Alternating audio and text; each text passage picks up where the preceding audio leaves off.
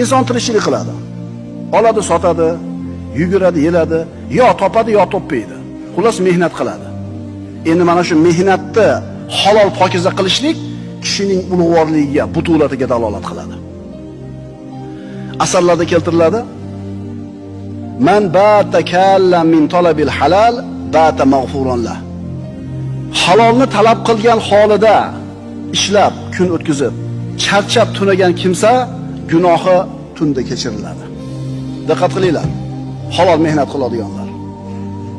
Hech kim o'zini harom mehnat qilaman demaydi, bilasizlarmi? Yo bormiki men haromdan topaman rostdan.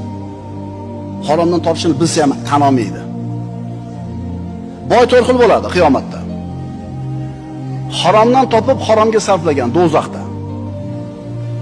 Haloldan topib haromga sarflagan do'zaxda. Haromdan topib halolga sarflagan ham do'zaxda.